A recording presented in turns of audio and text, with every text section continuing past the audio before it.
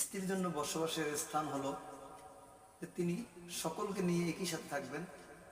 যদি সে খুশি মনে শ্বশুর শাশুড়ির সাথে অথবা তাদের যে ভাই বোন রয়েছে তাদের সাথে যদি একই সাথে না থাকতে চান খুশির সহিত, তখন তাকে পৃথক করে দেওয়া এবং তার জন্য আলাদা রুম নেওয়া এবং সেখানে তার আসবাবপত্র তিনি রাখতে পারেন সেরকমের সুন্দর একটি ব্যবস্থা করে দেওয়া।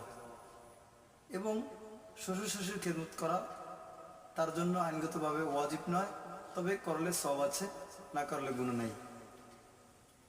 শ্বশুর শাশুড়ির খেদমত করা তার সন্তানের জন্য, এবং এটা দায়িত্ব হলো তার সন্তান তার মা বাবার খেদমত করবে।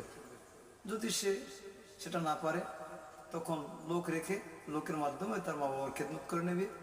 যদি সেখানেও তিনি অপারগ হয়, তখন যদি অপারগ হয়ে স্ত্রীকে তার খেদমত করতে বলা হয় তখন এটা দায়িত্বের মধ্যে এসে যায়।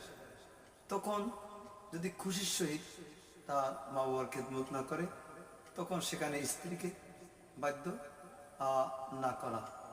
তবে হ্যাঁ, এটা স্ত্রীকেও লক্ষ্য রাখতে হবে যে শ্বশুর শাশুড়ি যদি অপারগ অবস্থায় যখন স্বামীর কর্মস্থান থেকে সে অপারগতা হয় না পারে, তখন মানবিক দিক থেকে সেটা হলো